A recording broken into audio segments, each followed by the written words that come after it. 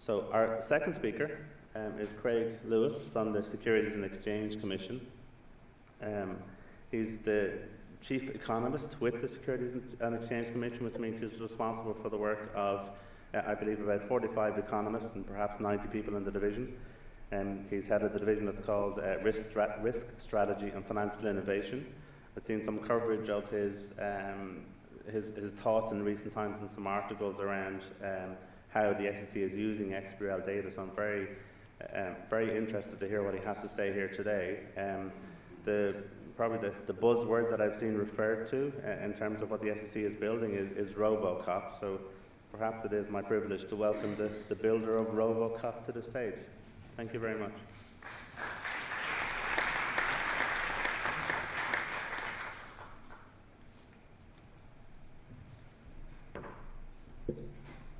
Good morning, everybody. I thank Richard for the introduction and the organizers of the conference for giving me an opportunity to come here today and speak about RoboCop. Before I get started on that, I'd like to point out that that is not an SEC branded name for the tool. We call it the accounting quality model.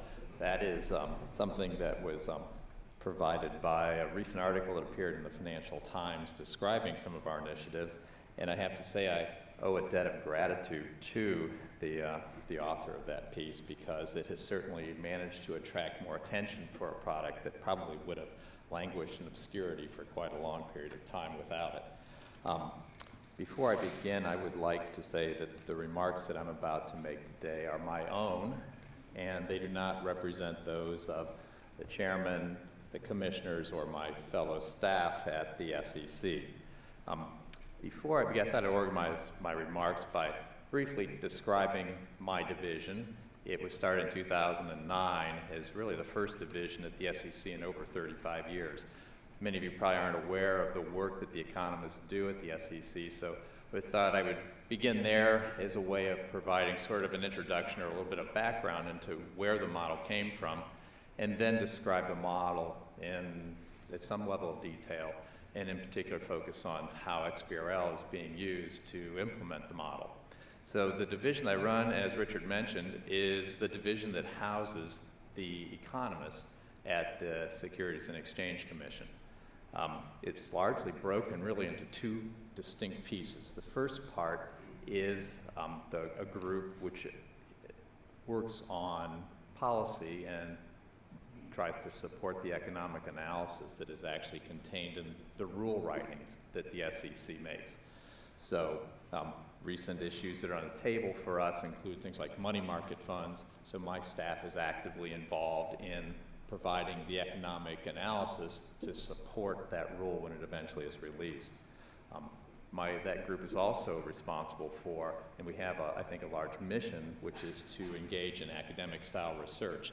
And you'll find that a lot of those ideas about academic research are really what fed the development of the accounting quality model.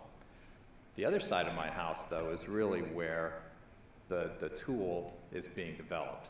I have largely three offices on the second part of my division, and those offices are broken down into different functionalities. One is called the Office of Quantitative Research. The Office of Quantitative Research is the place where we do data analytics and software design. And that group is taking, really, I think, the lead in building out the tool. I also have something that's called the Office of Risk Assessment and Interactive Data. That is the group within the SEC, really, that houses some of the responsibilities for maintaining, sort of looking at the Edgar database and maintaining XBRL initiatives. It houses what's formerly called the Office of Interactive Data, and I'd like to note that a number of people you may actually be familiar with are housed in that office. Walter Hampshire is one of my staff who has been sort of a champion, I think, for XBRL and the development of that at the SEC. But I also like to point out that it can be a dangerous place to work if you are interested in a long-term career at the agency. People such as David Bleskowski, Jeff Nauman, Mike Starr, and Susan Yout have all helped develop some of the things in that office. All of them have gone on to different places. But for example, Mike and Susan are now working at Web Filings. And Mike has been a big champion for XBRL. I actually recruited him out of the office of the Chief Accountant to sort of lead some of the outreach efforts that I felt needed to be continued at the agency. I also have a group that is designed to support enforcement actions, which is called the Office of Litigation Support. That office is really where the genesis for the tool began. When I was visiting the SEC before I became Chief Economist, there was an attempt by the economists in that group to take a look at some of the accounting fraud prediction models that were currently being actively researched by financial accountants. And there was a replication effort that was going on where there was some work by Patty DeShow and Richard Sloan that were really trying to determine what were the factors that would predict accounting enforcement actions on the part of the SEC. I became involved in that process as a visiting academic, and really that fueled, I think, some of my initial desire to think about accounting and how accounting discretionary choices could inform the commission. And so with that in mind, I would briefly now talk about what the accounting quality model is designed to do and how we think about using it. It will be a tool that will be informed and will be based on the XBRL filings that U.S. filers make to the SEC. What the accounting quality model is really designed to do, though, is I view it as a tool that is primarily to be used, hopefully, when it's fully developed, by the Division of Corporation Finance to essentially risk score the filers that come into the agency. We have a mandate under Sarbanes-Oxley to review, as many of you probably realize, filings by every corporate filer once every 3 years. So as a part of the ongoing review process at the SEC, every corporate filer will have its 10K reviewed by an exam team once every 3 years. Now, the agency doesn't just put people into a queue and deal with you on a FIFO basis. What we do instead is I think there's a certain number of firms that are actually considered to be significant enough that their 10Ks are going to be examined every year. I think if you're Goldman Sachs, I think the agency will probably be looking at your filing every year just because of the issues around looking at large financial institutions in today's market. So if you thought about how you would want to evaluate a tool that would help you with the exam process, I felt that starting out, you would want to develop a model that I could analogize a little bit to the IRS's approach for looking at income tax returns. And that would be, there's a certain subset of filers that are important enough that you want to look at every year. And then I think there's a second wave of filers that would make sense to examine every year simply because there has been a significant accounting rule change that may have taken place during a particular year. So when there has been a rule change, this is where I believe the agency can help in the exam process because we want to make sure that filers are actually complying with the new rules in a manner that is informative and consistent with GAAP. And so those two elements strike me as places where you'd want to focus a lot of attention. Once you get past that, though, you have the vast majority of all corporate filers, whereas the first two approaches may actually cover a fairly large market capitalization component. The number of filers that are left unexamined by that process are significant. And I felt that a risk scoring model would inform the process and allow the agency to look at exams in a more efficient way than we have been in the past. So that's the basic approach. Now, once we get past that initial sort of risk assessment, the idea would be pass you through an electronic exam, if you will, score people, and then use that as a basis for selecting firms to actually examine. Now, that process will be informed by the model and the factors in the model. So once those scores are made, the idea is let the exam team use them to go in and perform and potentially set up a program, if you will, for the elements in the financial statements that sort of stand out as outliers. Now, to the extent that we are capable of doing that, really the intent of the tool is to provide more informative disclosures. It's not at its core a fraud detection tool. That doesn't mean, though, that I don't believe it has a secondary role in terms of fraud detection. So the idea is use it to find unusual accounting treatments. To the extent that we do identify unusual accounting treatments, I would anticipate that the vast majority of those are benign and may just benefit from having some additional clarification in the actual financial statements. To the extent, though, that something is unusual and warrants further investigation, I think it makes sense to forward that to enforcement so that they can take a deeper dive and actually look at the filer in a little more detail. So to the extent that that process goes on, I do think we have something that could be legitimately referred to as a fraud detection tool. Now, how does the AQM model actually work? Well, in the financial accounting literature, there is an idea of trying to separate the accounting choices that a firm makes into what would be considered a non-discretionary component and a discretionary component. And so accountants have spent a fair amount of time trying to model discretionary accounting choices that are made. Discretionary accounting choices, I don't believe, should be viewed in a pejorative sense. It just happens to reflect the judgment that firms use when they elect to record and report certain types of transactions. So from my way of thinking, the difference between what is actually generated in cash every year from a firm and what is reported income is an element called total accruals.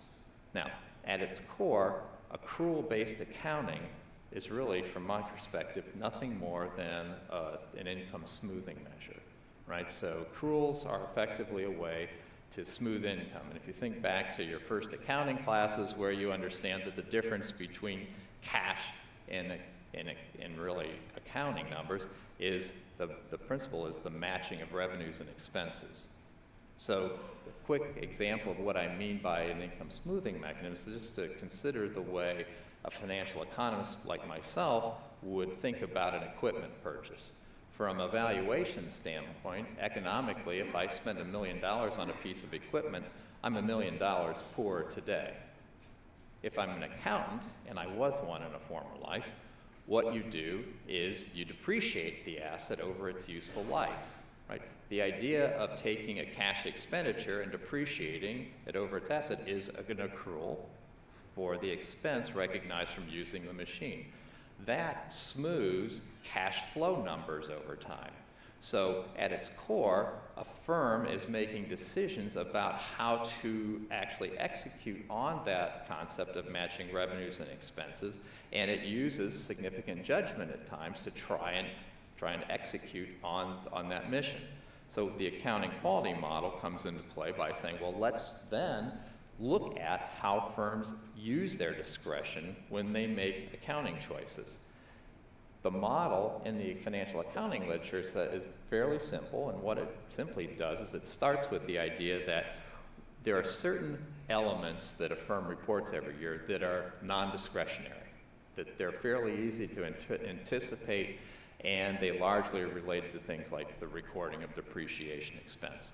So the way the accounting literature has evolved is it said, let's break total accruals into a non-discretionary and a discretionary piece by running a simple regression model. We'll try to measure non-discretionary accounting choices by finding factors that proxy for these choices, and then whatever's left over, we will call discretion. And then accountants have used this measure of discretionary accounting choices in their research over time. All we're doing and all we're really bringing to the table is we are trying to modify that approach for estimating discretionary accruals. Rather than just saying we can only treat the non-discretionary choices a firm makes, What we're doing instead is we are incorporating factors into our model that we believe proxy for the discretionary choices that a firm makes. So the discretionary choices could be elements that in the past actually have led to enforcement actions by the SEC, something that might look like an outlier. They will be things that we believe from our discussions with the exam teams and CorpFin are actually elements that they look at when they perform an exam. So to the extent that we can quantify some of the routine processes that are taking place inside the division and put those into factors, they can become a basis for the way we try to estimate the amount of discretion that a firm chooses. To give you an example of some of the items that have actually proven to be useful at predicting accounting fraud cases, it would be things for, do firms use off-balance sheet financing is one example, analogize to Enron a little bit there. Another element could be, how much do you smooth income? So do you smooth income more than your peers? I think that an interesting way to think about income smoothing in this context is that because accrual-based accounting is an income smoothing technique to a certain extent, firms within industries will have similar accounting policies, which would then indicate that they would probably smooth income more, they'll be more alike than other industries. So firms in the oil and gas are likely to have a certain accounting policy choices than firms in the automotive industry. Control for that, and then what's left over is a measure of how hard you're smoothing income. And the reason why income smoothing, I think, is an interesting way of thinking about this is that when you have a firm that is doing relatively poorly compared to its industry peers, there's an incentive to try and blend in and look more like everybody else in a bad year. So there's an incentive to actually raise income in a year where you're doing poorly. Over time, because all accounting adjustments reverse, to the extent that you've over-reported in a particular year, the only way you can consistently over-report over time is if in a good year, you under-report income by effectively putting some of your accruals into an accrual bank. Right? And so this idea allows us to think about finding ways to identify firms that may be taking unusual accounting choices.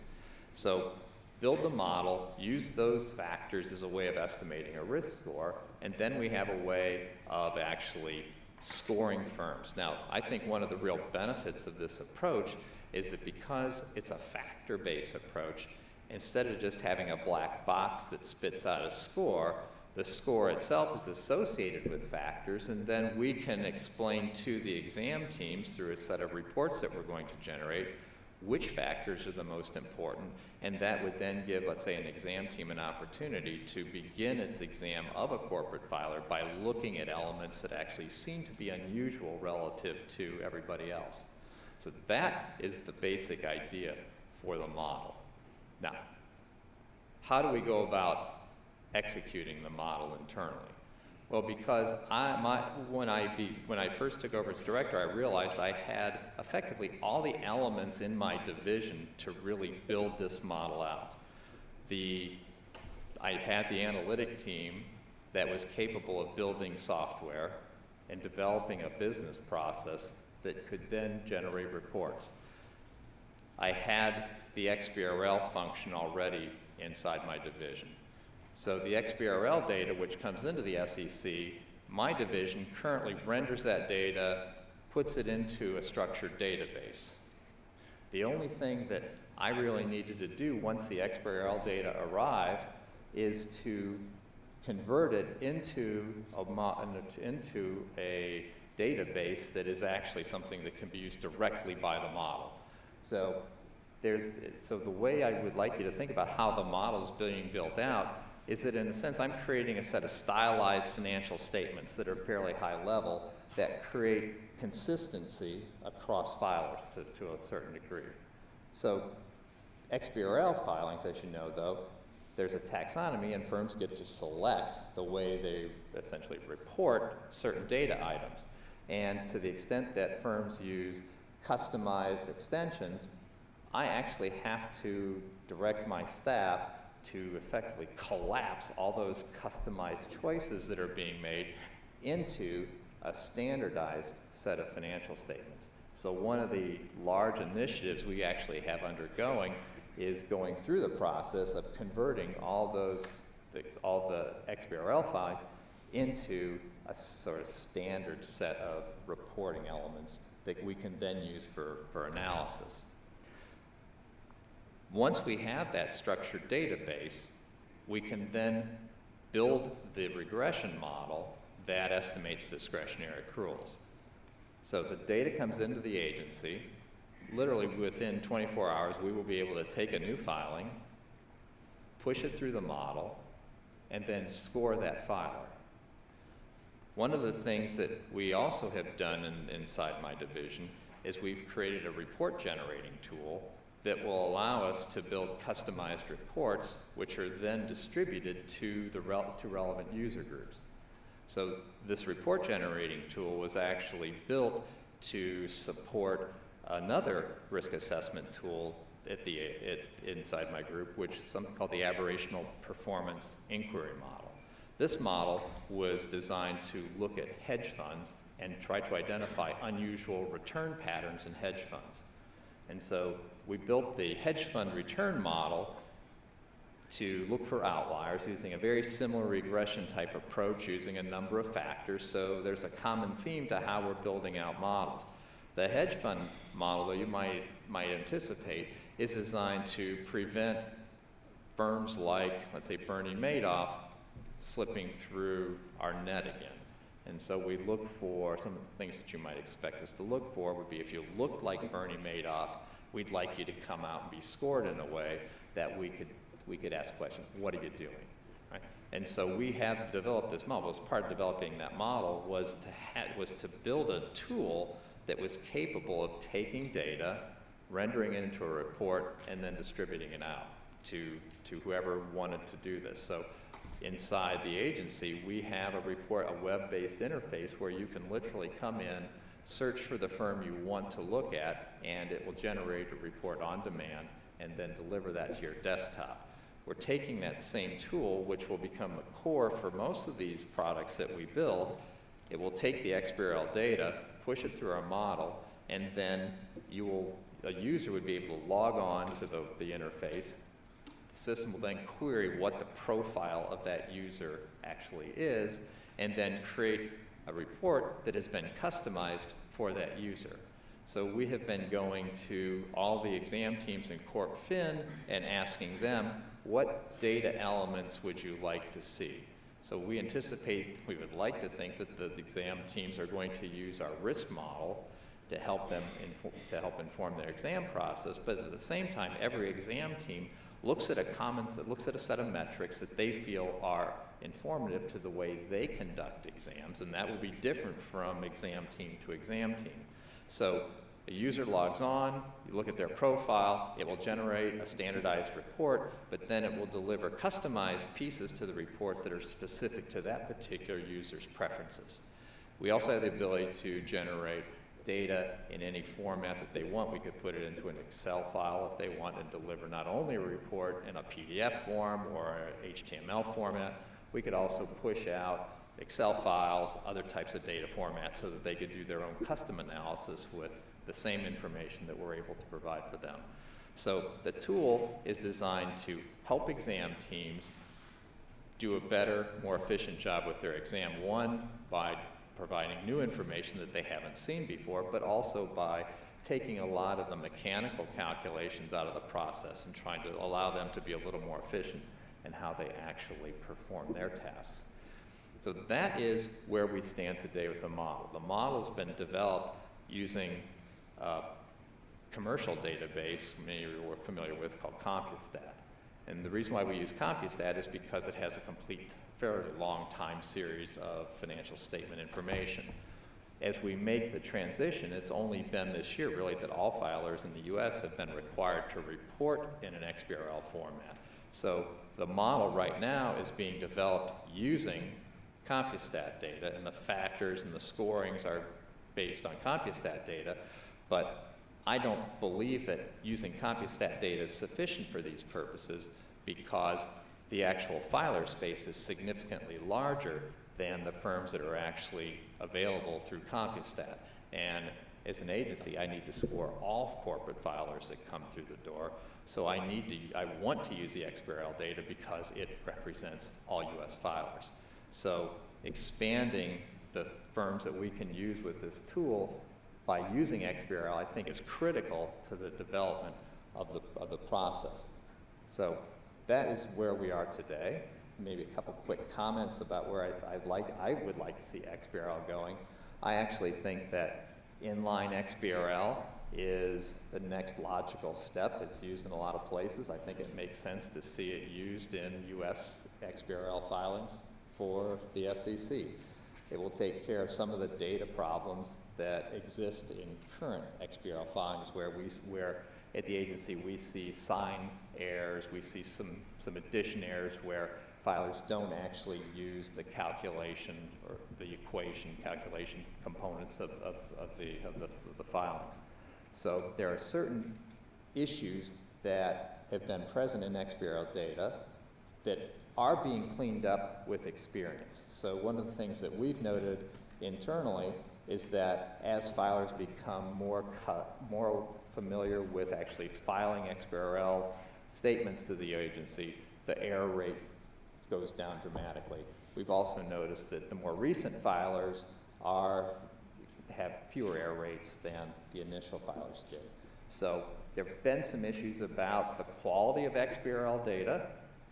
My personal view is that these are something that are resolved over time as users become familiar with the product. That I believe that the XBRL data will become an incredibly valuable tool not only for the SEC but for investors. But as with any database, its use is predicated on having enough data to make it useful. And simply having 1 year's worth of complete data would not be, in my mind, something that a financial economist or a financial accountant who's doing academic-style research is going to be able to use because it's just not enough data. But as that data matures and as the time series becomes longer, I actually believe that the uptake for people actually using XBRL will become enhanced and will become important.